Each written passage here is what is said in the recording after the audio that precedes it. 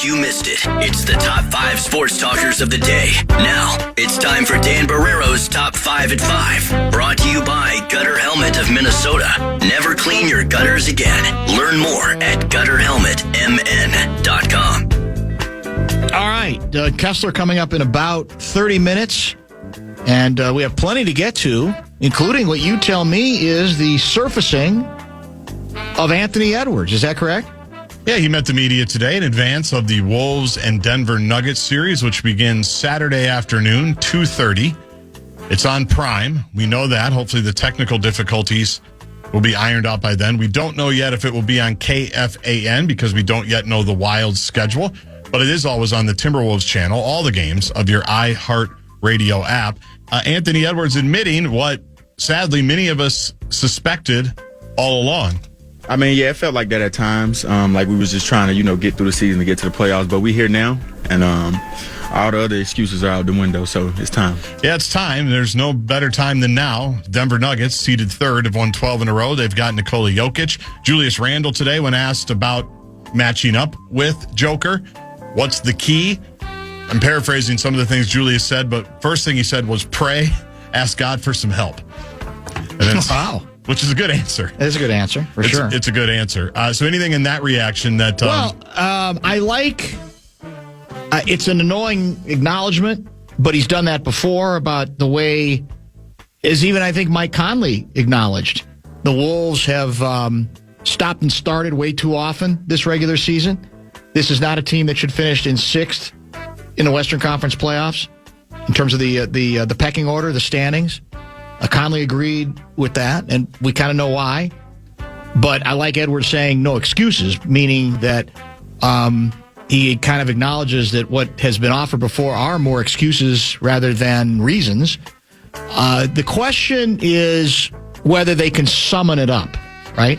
Not that they can't say it, not that they haven't been through it, but can this iteration of the team summon it up? And again, you're not just playing against yourself. You're playing against a very formidable opponent that you did beat last time you met in the playoffs, but is better than that team. Jamal Murray is healthier and better this time around. Their team is deeper this time around as well. And I don't like the idea that nobody nationally seems to be picking the Wolves, but I'm not surprised that most people aren't, because if you look at the seasons for these two teams, I think to a large extent, it's not surprising that most people pick Denver to win this series. So it's there, but you got to do it. It can't just be about saying all the right things. It's about doing it. And even as recently as a year ago, we were doing it in the final 20 to 25 games of the regular season on the court. That kind of set the stage. We've not done that this time. We finished 9 and 10 or 10 and 11? Something like that. Basically been 500 for that's the last quarter of the season, which means you're not exactly flying in. So we know what's at stake. We talked about it earlier with Conley and afterwards. You have to use your advantage defensively. You're a better defensive team than Denver. Denver is clearly the better offensive team. They might well be the best offensive team in basketball, which is what makes them so dangerous. But you're going to have to get back. And we've heard this from Johnny a lot. He doesn't believe that Anthony Edwards has been anywhere near the two-way player that he needs to be. I agree with that. And that's a little concerning, too, because, again, what the best of the best players figure out is there are no shortcuts. The notion that you can turn it on to do what? What are you trying to accomplish? Get to the Final Four again, win a series, or win the whole thing? That's rarely a path to winning the whole thing, so we'll see where it goes. So how, Anthony, have you utilized the time off that you had here recently because of your banged-up knee? Working on my body, getting back in shape, getting my body fat down. I haven't been 218 since I was in college, since I was 18, so I'm like 218, so I've gotten down in my weight. And I think the main thing, just getting in shape, man. Trying to get back in that game shape. I haven't played a lot in the last month, so I'm trying to get back in shape. Oh, boy. 218. He said he was about 226 during the season. He's down to 218 now. I also have been using the last couple of weeks to try to get in shape. I'm not quite at 218 yet, yeah. but I'm getting close. Getting closer. One injury update. We talked a lot about Dallas Stars. A Denver Nuggets side. Who's the head coach? Adelman? David Adelman? David Adelman. For the Nuggets. Peyton Watson. Anthony Stopper. And Spencer Jones. Yes. The hope is they'll both play in game one, but I think as recently as just an hour or two ago, the head coach said neither is cleared yet to play, even though both. The hope is that both will. And you mentioned the Keon Watson. What Watson in theory represents on a team that's not very good defensively is a wing guy who can defend a little bit and might make life a little bit more difficult for Anthony Edwards. So it's another injury issue that's sneaky that probably a lot of people aren't talking about because the name doesn't trip off the tongue. But it might matter. It might end up being a factor in this series as well, whether he's available and how healthy he is, helping out Denver, a weak defensive team on the defensive end. All right, we might play some more Anthony as the week goes along, but because it's Thursday, since we last left, the Twins have actually played a couple of ball games. They played one last night. They won again. Buck.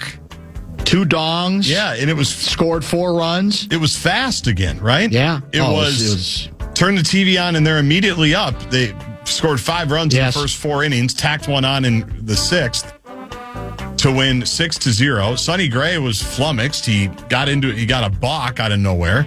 Mick Abel, who I don't think we're going to have Mondays with Mick on the radio. I don't think he's that compelling. Like, I was watching his post game. Yeah. Like, this guy just went 7 innings, struck out 4, no earned run, or struck out 10, I should say, scattered 4 hits. And I'm just like, Audra got him to smile on like one thing about the strikeout ball. He's like, oh yeah, it's over here.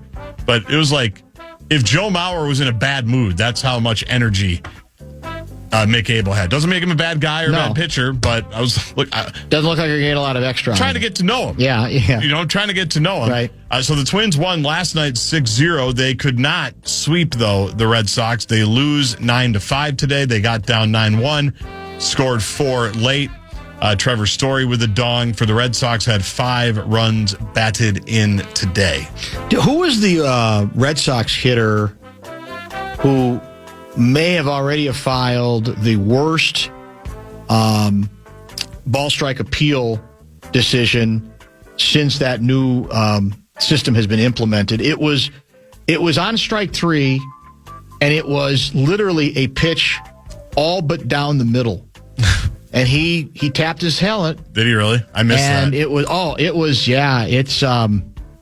see, even I'm falling into the trap now. I'm more fascinated with that than the fact that Buck What about the hit game? 2 dongs and scored 4 runs last night. But we got laughed out of the gym today, though, correct? As you say. Yes. So the winning streak is over, but they're still in first place in the American League Central, a game ahead of Cleveland. 11-8 is the record, and the homestand continues with the Cincinnati Reds coming to Target Field. Is Cincinnati any good? They're 10-7, not bad. Not bad. So, and the Reds good are here, news, and it's going to be nice at the ballpark tomorrow. Yeah, it's supposed to be nice tomorrow and Friday, and then 40 Saturday, right? And then back to 70 again Monday or Sunday, I think. Minnesota. They'll just have one crappy day this weekend, but yeah, more summer-like weather for the folks who can't wait to get a hold of the $2 beer and the ever more substantial Target Field menu as well. Is that it? I can give you the nugget that Shams is reporting that the NBA is looking into the LaMelo Ball trip of Bam Adebayo. That popped about an hour ago or so. And so we'll see if there's anything that comes with that. My guess is he'll be fined heavily. I don't think he'll be suspended. I lean towards not believing he should be suspended. I know it was a bad play. It was a dirty play, and it was missed on that occasion. I'm not interested in expanding replay even more to say, well, they should be able to, even if there's no stoppage of play, the eye in the sky or the folks in Secaucus should be able to push a button to say, we got to, I don't agree with that. That's that prisoner of the moment stuff that we lose our minds over. Was it unfortunate for Miami? Yes. He's obviously their most important player. They were still in position to steal the damn game until they weren't. And then LaMelo down the stretch was masterful. You know, he's playing great. He said that's the best he's played probably in his career. And Charlotte actually looks like a basketball team now. Worth watching at the very least. And their arena last night and the whole vibe reminded me so much of 2022 Timberwolves. No question. Just a fun team. Crowd is 100% behind it. The place is just ravenous. It's a great game. You make the plays. No one jumped on the scores table, I don't think, but Bridges makes the block, and then he's just mobbed by his teammates. That's what's fun when a team seemingly comes out of this abyss like Charlotte has been in. That was cool. That's something you like to see. And that only happens once, so to speak, exactly. in any market. And God knows they've suffered enough, right? In 5 years, they'll be mad that they're still the 6th seed like we are here. Should be. But at the beginning of it, it's a lot of fun. All right. We got a couple of texts to discuss, and then we've got Kessler coming up at 5:30. Also, when we return, today is the 43rd anniversary of the single greatest newspaper headline ever offered up. We've talked about it before on the show, but why not celebrate it once again? Stay tuned.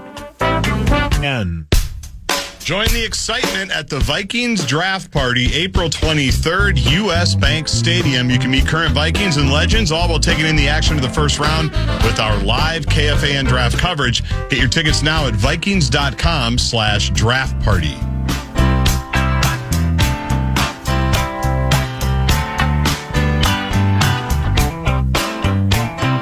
I still wish we had, I know this era has gone by and it's over and it's never coming back.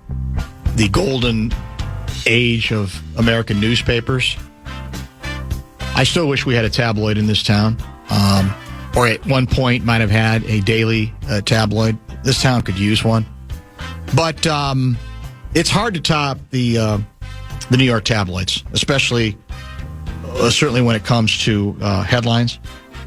And this is a headline we've celebrated on this show before, maybe on another anniversary. I don't know. Because it's from 43 years ago on this day. Today's April 15, correct? Tax Day. Tax Day. April 15, 1983, the legendary New York Post managing editor, the late Vincent A. Musetto, wrote this headline, front page, New York Post. Headless body in topless bar. Ho, ho, ho! Here's the subhead. Gunman forces woman to decapitate tavern owner. I mean, that in itself isn't bad, is it? Yeah, that's crazy. Gunman forces woman to decapitate tavern owner. Headless body in topless bar. I mean, you could, little Danny Barrero's newspaper career began as a copy editor, which meant that you'd edit stories that would come in from the writers, and then you would be asked to write a headline for said story. It's an art, man. Good headline writing is challenging because, it can't go on. The headline can't go on forever. It's got to fit. This is back in the days when there was an actual newspaper that was printed. Those are also days they are gone by in some cities and will be here soon as well. There's no question about that, or eventually. So it's got to fit. It can't just be you can do a run-on sentence forever. It's not a conversation. It's not a conversation. It's a headline. And, to me, you write a headline that vivid and that good and that effective, you retire at that point.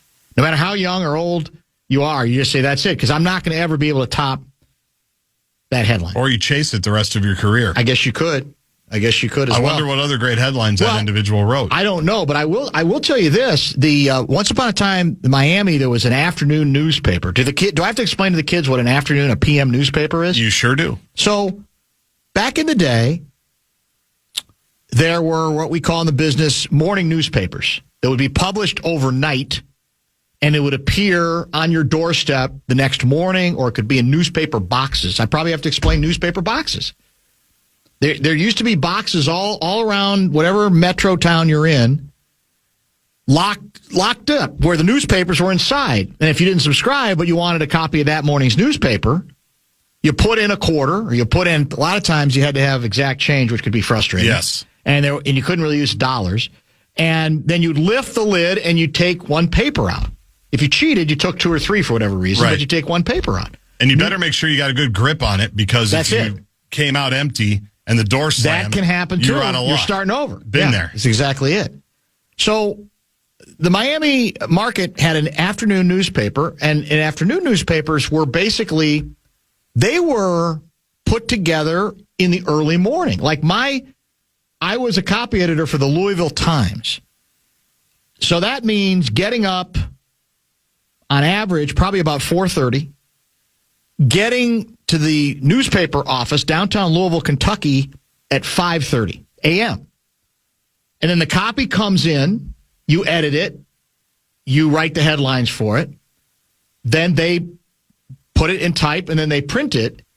And so it would hit the town like early afternoon rather than the morning paper, which obviously in the morning. So there was such a thing as an afternoon newspaper.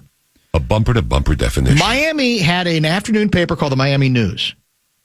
And the famous story, yes, very, very creative. The Herald was the big one in the morning. Miami News was the afternoon paper. And this headline was not particularly creative, but it was memorable in that even then there was for afternoon newspapers, there might be more than one edition. There might be an earlier edition, and then we got one chance to update some stuff with the freshest news. Because remember, there was no such thing as a 24-hour, 7-day-a-week news cycle back then. There was no internet. That's where you're going to get a lot of your news other than from TV. And the headline, what is Miami? Is that Dade County? Yes. No, yeah, I think that's Dade County. Yes, in Florida. I believe so. And the headline on the early edition one day was Miami ties murder record. In the later edition, the headline was updated to say Miami breaks. Come on. I'm not making it up. Murder record. Now, again, that's not as clever as the Post, but you want to talk about reacting in real time to the news? I mean, that's they pretty were good. on it. They were right on top of it. And then the late edition said Miami shatters murder record. They just continued with that's very possible. Yeah, for sure.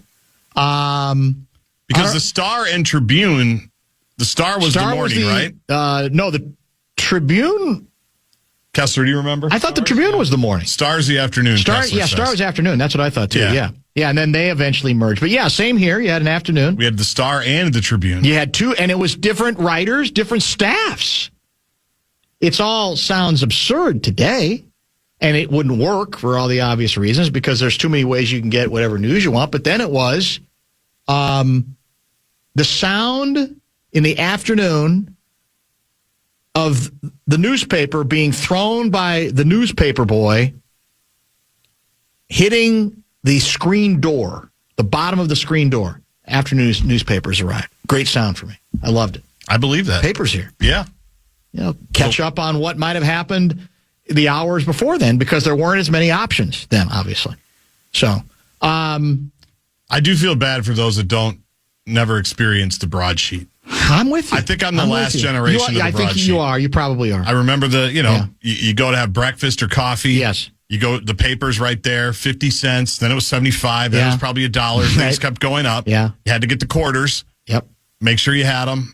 Get there and just have your breakfast, whatever you want. Read the paper. There's nothing like it. No, there isn't anything like it at all. There's nothing like it. It's especially if you're a newspaper person and you can think back to days, like I said in Chicago, I've said this before, there were 4 daily newspapers. Well, there were more, but eventually there were 4. 2 in the morning, 2 in the afternoon, and I got them all. I mean, it was very enjoyable to me. Well, think about how my life would have been different if my dad had to throw down his phone or tablet and say Barrero is an ass. That's it. Other than the newspaper. No harm really is done. Right. It's just he's slamming the paper down. He couldn't do that with his tablet or his phone when he was mad at something you wrote in the breakfast note. Then the phone would be damaged. Yeah, that's very true. My vivid memory, he probably wouldn't have even said anything.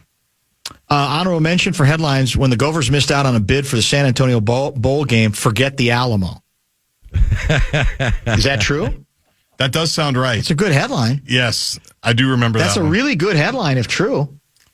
I mean, I that's impressive. I got to say, that's very, very creative for sure. That one I'm not going to read, whether it's accurate or not. Let's do this. We have Kessler right around the corner. Bradshaw and Brian KFAN text line is open at 64686. I think last week we talked meat raffles, but there's a meat raffle update we have to get to as requested by a frequent listener of the program. Who would have thunk that? But there's a lot to get to A-section wise, both locally, regionally, and nationally as well. Where was the other headline I wanted to? Don't drop your wallet in an adult newspaper box either, like Lloyd Christmas. Is that true? Did he do that? I don't know. I don't remember that. Is that Dumb and Dumber? Is that? I don't Dumb recall and Dumber that. 2? I don't remember that. I'm not a great Dumb and Dumber mind compared to a lot of people. Yeah, I feel like I should know that. Well, by the way, there's also another elevator story. Do you remember the David Sinekin elevator story here? No. I think the story was, obviously this would have been a weekend, I think. I guess it could have been, he could have been filling in during the week. But he was coming up the elevator here to work a shift, and he dropped his wallet while he's riding up in the elevator, and it somehow falls right into the slot. I worry about like that. Down, all the way down to the bottom of the elevator system. Yep. And so, as I recall it, Abbott had to get, somebody from security to find a way to get down there, down in the inkwell that this thing was below on the lowest level to retrieve David Sinekin's wallet. It's nice. It's a warning. Be prepared. Don't have that wallet out. Keep it in your pocket. I worry about that all the time. Yeah, I do too, and that's the reason, because I keep remembering that particular story. Kessler wouldn't have to worry about that because he never carries his wallet. Doesn't need it. And give him stuff. You give him stuff. He doesn't pay for anything, is what I was told. Let's make this our bottom of the hour pause. We'll talk Special K in just a minute here.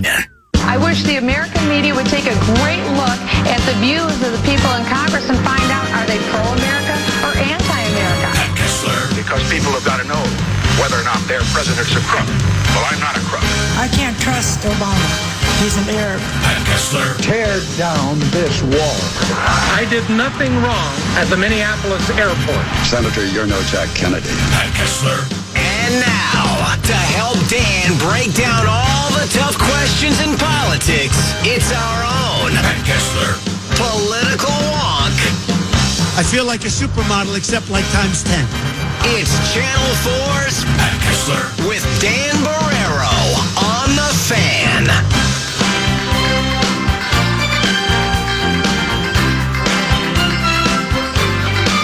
Seventh floor ramp, a guy writes, guaranteed. One of the most memorable headlines for me when Rasheed Wallace guaranteed a Pistons finals win. That's good. Oh, that's a good guaranteed. one. Yeah. Get it? Kessler, I'm a little disappointed in you. You got all kinds of newspaper headline. You got a book, but you didn't bring it today. I did not. I am a newspaper collector. I have hundreds and hundreds of newspapers. Why? I have no idea. But I go back 100 plus years, 150 years. So I love headlines. I love really good headlines. And I have a book of headlines, and I meant to bring it to you and read to you from it. Yeah. But I will do that in the future. Well, that's it. They can be discussed pretty much any time. You're right about that. Now, I mean, in politics, there are so many great headlines. Yeah. The young people, you might not remember this, but New York City back in the day almost went bankrupt. That's true. Oh, yes. And the famous headline, President Ford to city, drop dead. Yeah, that's... So which tab was that in? Do we know? That was the Post. Post or the Daily News? That was the Post. Yeah. And then when, bringing it to current day, when your guy, Mom Donnie, came to visit President Trump. Ah, yes. in order to butter him up, and it worked. Mom Donnie's a genius. They're a super genius. It's unbelievable. They're hitting the bars together Trump these days. Yeah. loves him. Yeah. So he brings a mock-up of the headline. He brings an old one. That says "Drop Dead," but then it says "Trump to City" on the mock-up. Build bigger. Oh, he loved it. Oh my God, he loved it. I think we talked about this before. Maybe even with you. There's an underrated motion picture that I think was directed by Ron Howard called The Paper. And it's about basically 24 hours in a New York tabloid newspaper's life. Michael Keaton is one of the stars. The cast is all-starish. I'll go through some of the other names in it. And it's a fun little movie. I wouldn't exactly call it realistic when it comes to the way the news is put together, but it had some elements of the truth, but it was a lot of fun, and it kind of played off of the ongoing agitation and tension between, for example, the New York Times, which was called the Gray Old Lady? The Old Gray Lady. The Old Gray Lady. Yes, and the tabloids, right, which said, we're down and dirty. You can look down on us all you want. And one of the subplots is Keaton is at the tabloid, and he's being wooed by the editor of the New York Times. And so for him, it's that inner battle of, what do I want to do? I got the New York Times calling me, but am I at my essence? Is that a little too pompous for me? Am I actually a tabloid guy? So that's part of the story. He's got to decide what he's going to do. Is he's being wooed by then the most famous newspaper in the country. I thought that movie did portray, and I'd never worked at a newspaper, big city newspaper, but I thought it did kind of capture the frantic nature of what it was like. Some of it, yes. Some of it. Crazy. They baked a lot of stuff that would take 10 months to get done from a reporting standpoint. They got done in 2 hours. Well, sure. But it was a very fun movie. It's a very entertaining film. And little known fact, I still love the Post and the Daily News in New York. These are tabloids. And by tabloid, Sun-Times in Chicago. What we mean by that is that they're small enough. What are they? 18 inches by 18 inches, something like that. Maybe a little bigger. So that you can read them on the subway. Yeah, they open right to left instead of downward. Yes. Right. And so you can read them on the subway or on the L train in Chicago. And so the working man and the working woman, they grab those right off the newsstands. And people, there were newsstands everywhere, not just the newspaper boxes, which are iconic, but the newsstands where someone would be selling magazines and newspapers. Look it up, kids. You can see it in the movies, but there was a big one in downtown Minneapolis till really fairly recently. Yeah, that's true. Very true. All right, let's get to some stuff. Let me get this out of the way first because it's a request from a longtime listener. A music request? No. For me to play? This is from Lars Leafblad. Here's what he asks of you. Can you please ask Kessler where he stands on the meat raffles versus Lake Superior agates as most feel-good story at the Minnesota legislature? Oh, of course. Now, do you know what he means by the meat raffles? I think discussed this recently last week. Well, we discussed it in the break. We didn't discuss it in depth. We need to. This is a big deal. Okay, so what's the meat raffle story? What's going on here? This is, I think these are like brother and sister or sister and sister, brother and brother. These are siblings. These are both really feel-good stories. Yes. They really are. Feel-good bills. But in this divided time, we have the meat raffle bill coming up, and we have deep, deep polarizing divisions in our country and in our state and in our legislature. So the stakes could not be higher. Dan, the stakes could not be higher. Thank you. You're not writing for a New York tabloid. I'm waiting. It's well done, though. I'm waiting for this. Yeah. So have you been to a meat raffle? I never have. So you go to a bar, the VFW, we had many of them. There's tons of them in rural Minnesota, but also in the Twin Cities. And I've been to a really good one here in the Twin Cities. And what you do is you buy a ticket, a $2 ticket. And then you enter a raffle, And you can, if you win that raffle, you can pick from a table of meat. We're talking big meat here.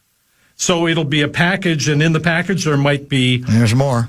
Beef You've sticks. done it again, but go ahead. Well, I'm not. I'm only getting warmed up. First of all, here. yeah, I mean, I'm only getting warmed up. But the thing now is, it's becoming increasingly clear to me how consciously you do what you're doing. What did I just say? Nothing. I cannot believe a lot of big meat here. Isn't that what you just said? Well, I'm just now speaking. It's what both of you said. Now I'm just speaking for myself. You don't want to be too small, if you know what I mean. I can't even believe it. Can I talk about a very important bill about protein at the Capitol? Go ahead, I guess. Yeah. All right, so you buy $2 ticket, and then if you win the raffle, there's a big table there, and you can pick out you pick the meat you want? Well, yeah, but there might be several. There might be a couple of pork chops, some beef sticks. Okay.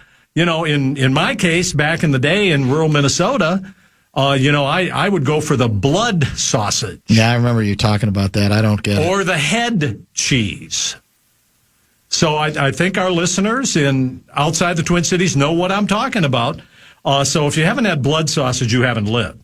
So you can get hot dogs, you can get steak, burger, it's all there. It's all there, and you pick. Yeah, you do. And then the money goes to charity. It goes to the local baseball team or the hockey team or something like that in whatever small town, whatever. I thought you were against gambling.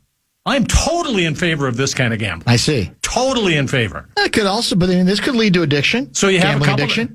No, a meat addiction. Well, yes. That's what it is. That's what we're talking about here. I guess we are. So, addiction. then you go in there and have a couple, 3, 4, 10 beers, and then you just while away the afternoon, with pull tabs and bet on the raffle. It's really, really fun. Anyway, here's the deal. So a $2 ticket now, the legislature is now considering a bill to make it $5 a ticket. So once again, because meat prices have risen over the years, it has stayed the same. The top prize was $70 worth of meat. As you know, that's nothing. It's a lot of meat. So it would what? So it would raise the prize money to $200. I mean, this is great. It is? Well, I mean, I don't know if they're, instead of the hot dogs that I'm used to or the head cheese, we're going to get Wagyu beef. I don't know about that. But I'm telling you, it's just it's a feel-good bill. Nobody's got a beef with it. What? Nothing. It's going to be unanimous. Let's move on to the license plate part where I think you're going to have a harder time with your puns. But go ahead. All and right. making the Power Trip button bar, yeah. Well, I think that was well done. So what's the state gemstone stuff? You're familiar with this one too? Yeah, well, this is a bill that it would designate a design for a new license plate for a state park in northern Minnesota. As if we don't have enough of them. We don't have enough state parks. No, enough license plates. Well, we got like 25 of them now. It's unbelievable the number of license plates. Too many. It's gotten unwieldy. But this one will be great. Yeah, of course. Because it's a beautiful rendering of an agate. You're a big agate guy. That's the state gemstone. That will be the gemstone that would be on I did not know that was the state gemstone. Did you? I don't, and I didn't. Until this story surfaced. Yeah, I'll look it up. But no, I did not know that. But on the North Shore, if you go to the North Shore, the Lake Superior agate is considered the gold standard, so to speak, of stones. So this would raise money for the park. It would celebrate the North Shore. Yeah, it's great. But we don't need the parks. The president has made that clear. We don't need the parks. How about that? Well, let me say one thing, because I'm very interested in that. Yeah. But what I thought was really interesting about this bill is that it has two requirements. You must be a Minnesota resident to design this, like the Minnesota state flag, and no AI will be permitted on this agate rendering. I see. This is a big deal, man. Yeah. This is a really big deal. Well, now, agate's described as the striped, iron-colored mineraloid. Am I pronouncing that right? mineraloid. Okay. I've never even heard that word before. Mineral. I never heard of mineraloid. Am I pronouncing that correctly? I think so. I don't know that word. Okay. But yeah, I mean, so this is something. Now, here's what I know about agate hunters. just going to say this, because I have a place out in the country near the water, on the river. Right. And I ask people, they go looking for agates in the Mississippi River, on lake shores all around the Twin Cities and northern Minnesota in particular. And they won't reveal where they can find the best agates. I ask people in my little town, population 66, where do you look for agates around here? That's none of your damn business, sir. It's a secret. Yeah, it's a secret. You don't want to give that away to interlopers. Just like your mushrooms, the morel mushrooms. You don't tell people where you find them. So the agates are mysterious and beautiful, very much like you. Hasn't been to a meat raffle. Just another reminder, Dan is not one of us. Wow. Dan, with all the cannabis legislation, I'm surprised Kessler didn't lead with the stakes are high. That's pretty good. That's pretty good. We don't even have. Did we ever get a high? Did we ever get a high commissioner? Did we ever name him? Yes. That thing has kind of. Is that all settled down? That's calmed down a little. Well, you can find great meat raffles here in the Twin Cities. I'd love for our listeners to tell us where some of the best ones are. You can go to VFW's Friday night. I'm being invited right now. It's to really the meat great. raffle at the Hugo Legion Post 620 at 6:20 tonight. Do the show from there. Yeah. I mean, this is great. I have been to the 1029 bar in Minneapolis, which is a cop bar. Right. And that is a great bar for meat raffles. And I can't remember, it's got to be Friday night. But yeah, that's a good place to go. So there are a lot of good meat raffles. Not too many that I've seen since I was a kid that have blood sausage. So tell me, listeners, if you... A lot of people are sickened by your blood sausage references. But not by meat. No, not by meat, that's but that particular... do you eat sausage with breakfast, people? What's the difference between that sausage and blood sausage? Quite a bit, Dan. Well, that's my point. I mean, that's why I think people would distinguish between the breakfast sausage you're talking about and blood sausage. A friend of the show, Andrew Zimmern. Yes. Friend of the show, Andrew Zimmern. He prepares it? I'll bet you he would know. He would know, actually. He would eat it in his bizarre foods segment. Yeah, he's tried everything once. Mm-hmm. For sure. There's no question about that. All right, let's get to a couple items before we get to your stuff. This headline bothered me. Wondering if you had any reaction to it. This is from your guy, Tom Hauser, former rival of yours. Friend and rival. Well, or is he? So you say. Or is he? I think there's more to that story, but I don't want to get into that right now. I don't want to create an uncomfortable situation. Here's the headline.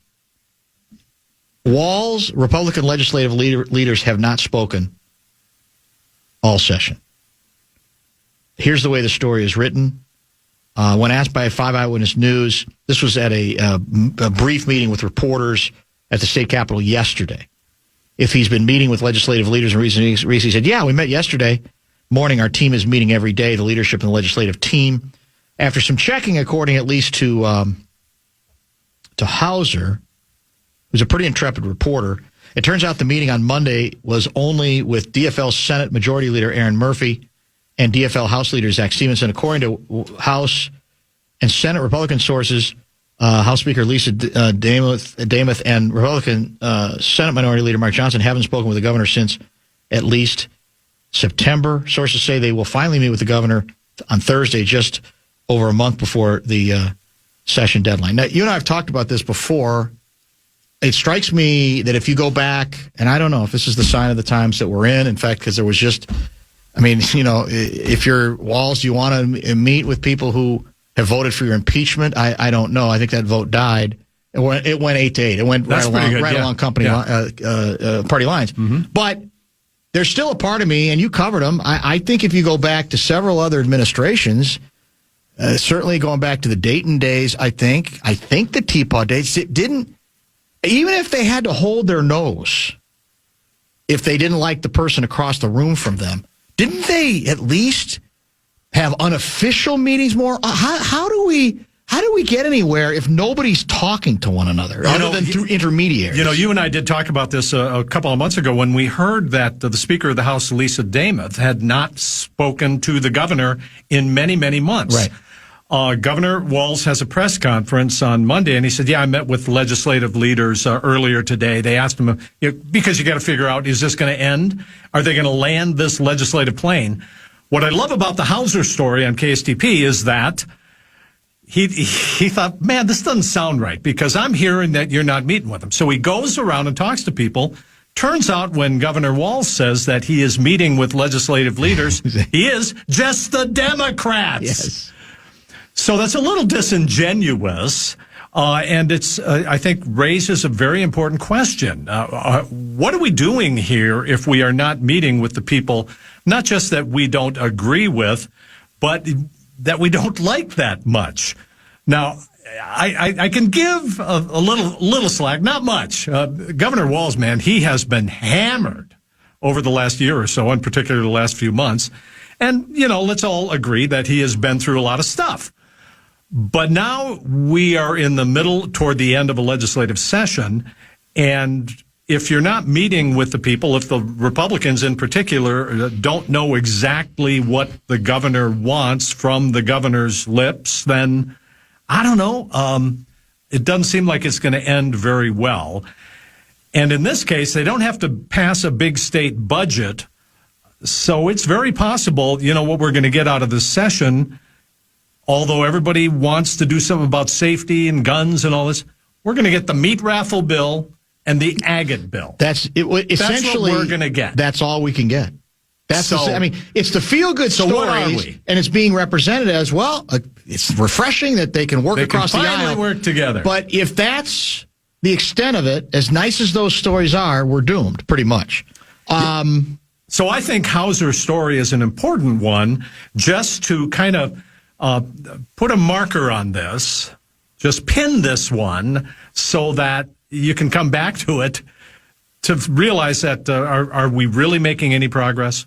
And it doesn't sound like it. Oh, Lord. J.D. Vance, the Vice President of the United States, fresh off a highly successful series of negotiations with Iranian leaders and with his effort to prop up the strongman of Hungary. That went well. Yep, I think he got humiliated in the election. Great story. He's back at it. He says he is in the process of opening an investigation into the Pizzagate conspiracy theory after he read strange words involving pizza and grape soda in the Epstein files. You're making this up. Vance has now publicly pledged to follow up on this matter. I remember it sounding like the Pizzagate conspiracy theory.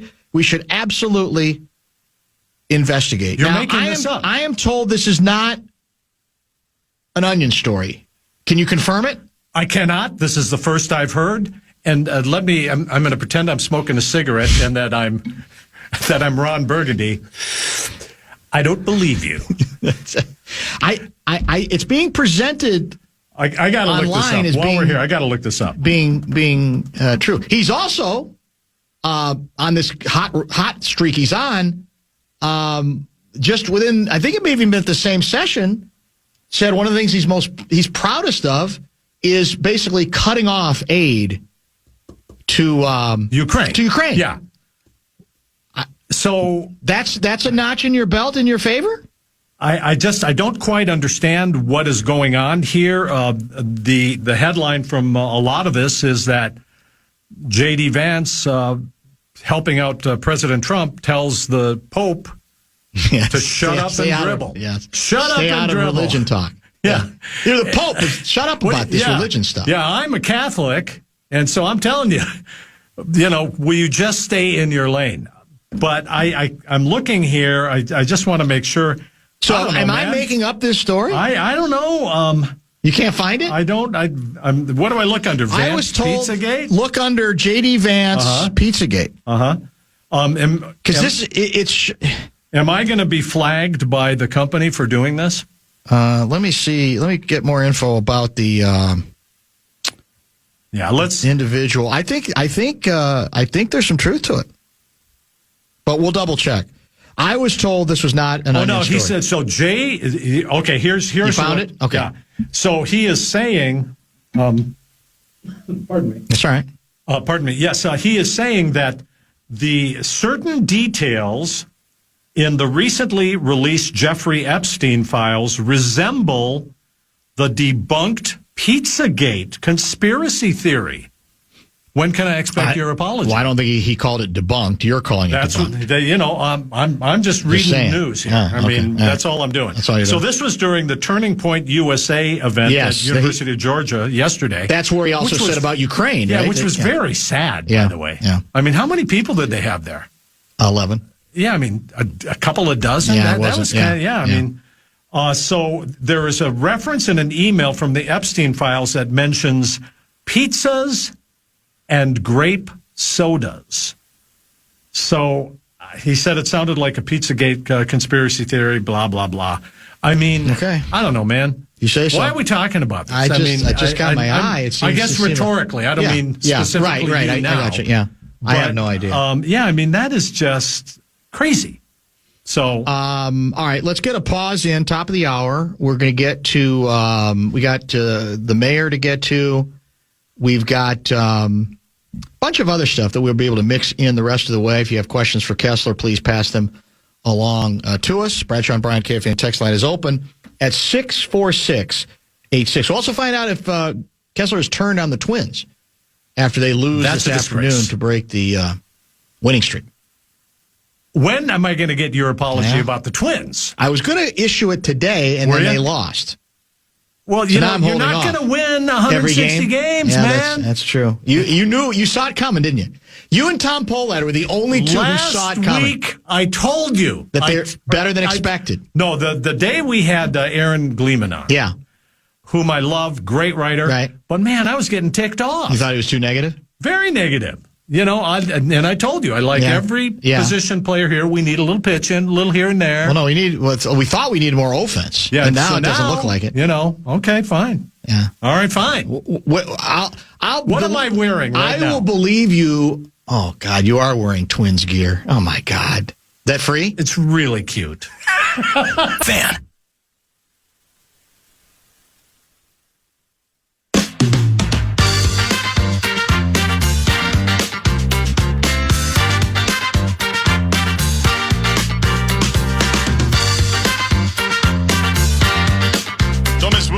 And the Outlaw Music Festival. It's August 19th at Mystic Lake Amphitheater. Tickets are on sale now. All the details at KFAN.com, keyword calendar.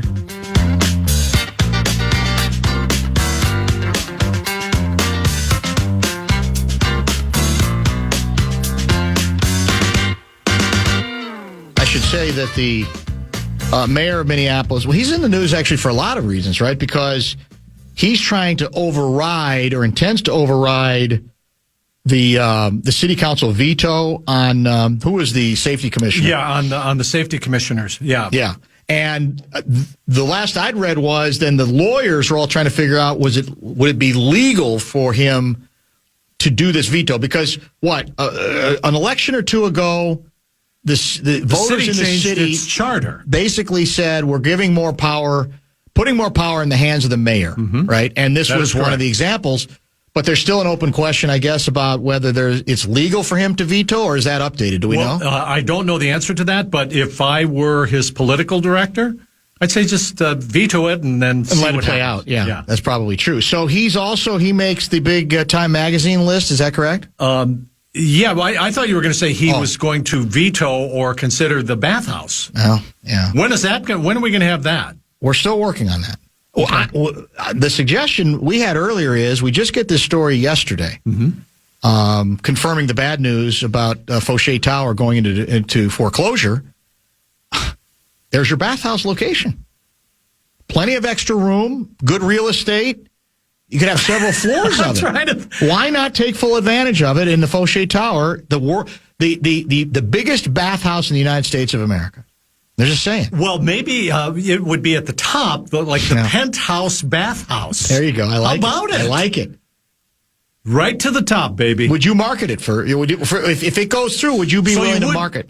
Oh, absolutely. Yeah. So then, no. Would I have that as a sponsor for my segment? Who's to say? I don't know. Yeah, we're overdue. And then I would then have to go there to figure out to be able to speak about my sponsor. Well, of course you would. The drug-fueled sex orgies. So if you're at the top of the fauché and it's all glass, that wouldn't matter, would it? Because you're way up there. No one, drones could maybe in 1929, you're way up there. You're only on floor 29 of the rest of the skyscrapers down there. Yeah. True enough. Okay, it's a beautiful building, by the way. Architecturally, I think.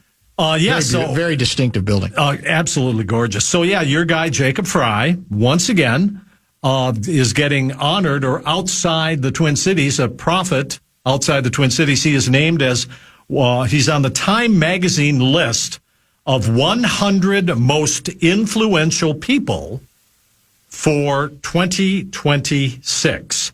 And it's broken up into a whole bunch of different things. You've got entertainers, politicians, business people, movie stars. Yeah. And he's on the politicians list. And on the list includes Donald Trump, Benjamin Netanyahu, Mamdani, your guy Xi Jinping, So he is on this pretty high-powered, high-octane list because of his actions during the ICE surge. The Metro surge. And I think you don't have to like it, but I mean, this was crazy, and he had to step up in real time to figure out what to do as we are invaded by federal agents masked like SWAT teams with rifles and unmarked cars taking people off street. What do you do if you are the mayor of a major metropolitan city?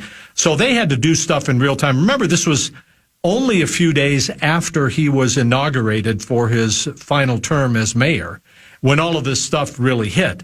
So you know that Minneapolis and Minnesota really rose to the challenge, and I think inspired the rest of the country, saying, no, you can't do this here. And the mayor was only part of the face of it, and he rightly says, no, it's not me, it's the 425,000 people in the city of Minneapolis that did this. But he led the city through one of its most challenging times during the first couple of months of this year, particularly with the violence, the tear gas, and the killings of 2 United States citizens and Minneapolis residents. So there you go. I mean, Pope Leo's on the list also, by the way. That's eerie that you brought up Pope Leo, because I'm looking at a headline now where I wanted to go next. This is via the Wall Street Journal. Why Pope Leo is such a challenging opponent for Trump. Pontiff is more popular than the president and is a methodical political operator. So what was the quote we were talking about earlier, Guardsy? The accusation that he's weak on crime. Soft on crime is the best. What does that even mean? I have no idea. But here's the lead. Dateline Rome, not since Napoleon has a political leader taken on the Pope as openly as President Trump, like Pope Pius VII, who ultimately outlasted the French Emperor. Pope Leo XIV is proving a challenging opponent for the president. The mild-mannered pontiff from Chicago is facing the biggest test of his papacy in a fight with Trump over the Iran war, and he isn't folding. So far, it's Trump and not Leo who has taken criticism from Roman Catholics in the U.S. and elsewhere over their public spat. Now, the split within MAGA that seems to be widening in some areas is directly related to this, is it not? There were the profane Easter tweets. Then there is this battle taking on the Pope. Even some of his core constituency seems bothered by this. He had the image of him looking like a religious figure who was healing someone. He claimed, I was just playing Marcus Welby. I was playing a doctor. What's the big deal? I'm just a doctor. Do you watch The Pit? Although they withdrew the tweet. Well, let's talk about it. Yeah. I mean, it wasn't some religious figure. It was Jesus of Nazareth healing the sick. So this wasn't a religious you don't think figure. He was a doctor? I thought I was a doctor there. Yeah. So I watched The Pit, which is a great program on streaming The Pit, based in an emergency room in downtown Pittsburgh. And I saw a meme, and it was great. All the doctors gathered around a body, and they're all wearing Jesus robes. That's where we're going with this. We're all going to wear Jesus robes now. How can we believe this? It's infuriating to think that we are dumb enough to accept that, no, that's not Jesus, that's me as a doctor. Don't pee on my leg and tell me it's raining. This is infuriating. So all of these insensitive, profane, blasphemous tweets, smearing the Pope, belittling Catholics, blaspheming Jesus, it's all insulting. It's shocking. It's hurtful. And the Pope is responding to him then when he rips the Pope, saying you're weak on crime. Well, I guess maybe you just want Iran to have a nuclear bomb. I liked his brother better. I like his brother better because he's MAGA, and he likes me. Correct. I just now here's the hidden. Is this unhinged, Dan? I'm asking this. This is unhinged, self-evident, but behavior. Here's the part that interests me more, actually, and it's in this particular story. They note that the growing disorder in world politics is an opportunity for the Catholic Church to repair its standing as a moral authority, which has suffered in recent decades from the long-running scandals over clerical sexual abuse, say some observers of the Vatican. For Leo, this is just a huge blessing, is the way one of the individuals, this is the director of the Appia Institute, a Rome-based geopolitics think tank, had said. It's wonderful for the church all over the world that he is the guy who can stand up to Trump. This is part of what this opportunity affords, because those issues have been very embarrassing to the church. And from a PR standpoint, was a big loss. That's true. I'm not saying that this all gets fixed, but it does give. That's the irony of this thing. It does give, and I don't know how consciously the Pope's doing this, but it does give him, as the leader of the Catholic Church, a chance to sort of try to take the so-called higher road here and move away from the discussion that we've talked about on this show forever. We used to have Defrocked Holy Man of the Day as a bit on this show. I'm talking about the sexual abuse scandals, obviously, in the church. Yeah. So the church has tried to address this, and it's doing it in better ways. Still has a ways to go, but you're absolutely right. This will lower the temperature on some of that because he is preaching the gospel. This is someone who is pretty frontally addressing some of the questions that many Catholics in the United States have. And now many Christians who are the basis of support for President Trump.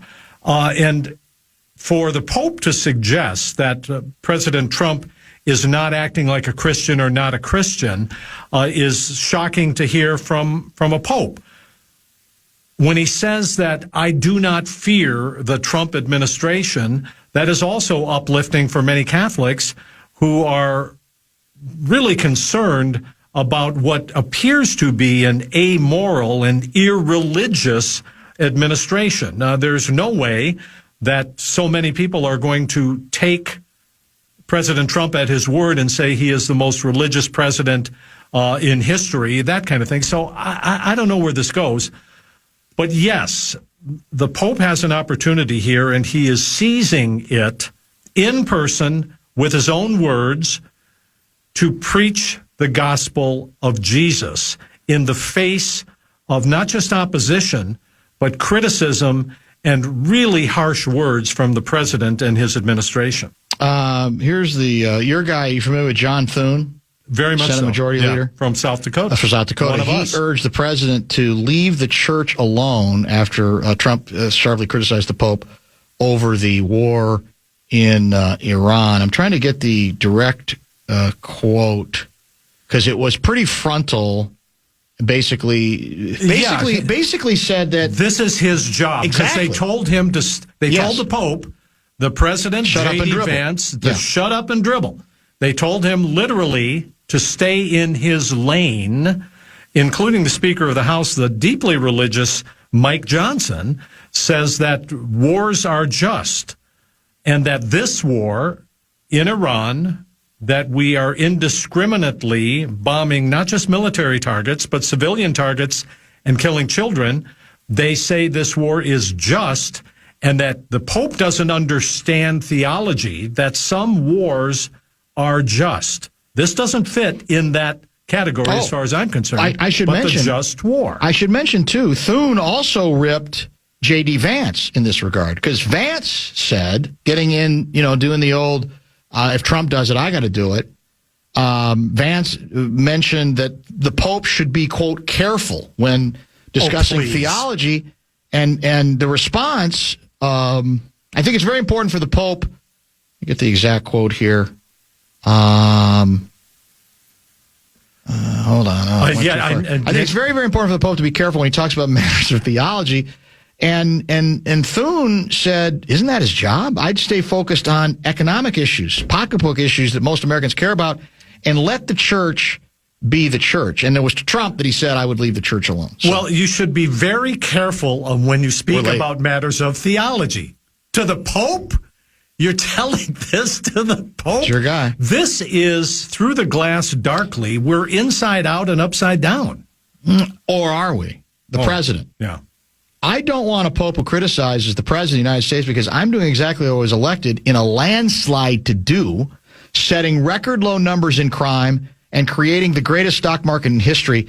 Leo should be thankful because, as everyone knows, he was a shocking surprise. Well, he's the president of the United States, Donald Trump, says that he is the reason that Leo is the Pope. He did say Without that. me, you would not be Pope. They needed him to allegedly deal with me. He actually said that. Yes, and so the Holy Spirit descended upon the conveyed the message. Yes, in conclave. We got to have somebody who can deal with Trump. Somebody deal with Trump. And it's got to be this guy. There we are. Yeah. Boom. We're out of time. Well, God bless you. Well, see you later. Did you go to the Twins game today? Oh, no, I did not. That's why you're a fraud. Yeah. You talk big about all that. I love the Twins. Well, how about, can you just give me a little grace on this? How so?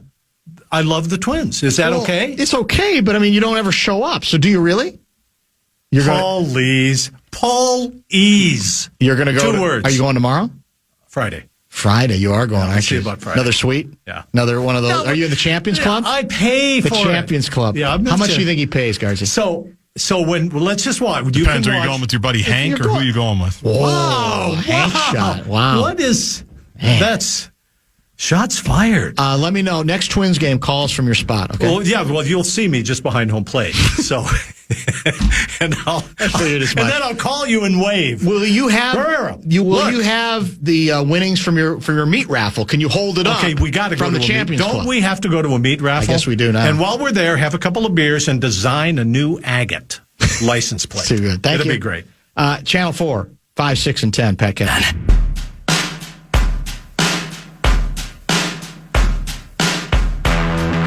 Show represented by American Pressure, commercial grade pressure washer since 1975. It's the Bumper to Bumper Show Wrap. Do you ever see the motion picture starring Jack Nicholson called The Shining? That's not your kind of movie, I don't think. It's You're not, not a but horror I've seen film. enough of it. Is the story true? Some kind of, for whatever reason, a photo just came up at a site called All the Right Movies. And it's a behind-the-scenes photo of The Shining. And in the picture, it features prominently Jack Nicholson. And I think Shelley Duvall plays his wife in the film. Are the stories true that Shelley Duvall called the whole experience a horror story in of itself? Or am I making that up? I don't know. It's something we could look up overnight, I guess. Those things happen sometimes where... Sure. You know, you watch a movie and you assume everybody's in on it and everybody's enjoying doing it. And then you find out after the fact... Not so fast, my friend, that for whatever reason, one of the stars hated it or felt abused or didn't like particularly working with the other actors or whatever. I'll have to look that up. It's stuck in my mind for some reason. That's why oral histories are good. Oral histories are very good. That, a horror story within a horror story. That kind of thing. A real life horror story. How many sound bites do you think Kessler offered during especially the meat raffle section? Yeah, you'll probably be included. I probably will be, yeah. Yeah, you guys... You filled it up for him. Thank you, Mike Conley, who started the program. He was right at the top of the show today. Good stuff from him on very honest stuff about the current condition of the Wolves and this season and what might be coming ahead. Tim Collishaw with a great Dallas Stars scouting report at 4:02 out of Dallas. And Pat Kessler joined as usual at 5:30. Tomorrow is a Russo Day. What else do we have tomorrow? Right now, just the inbox. We're working on a couple other things. That's even better. Fan on Demand on the air is next. We will talk to you tomorrow at 3. Change the space. Be happy. Enjoy.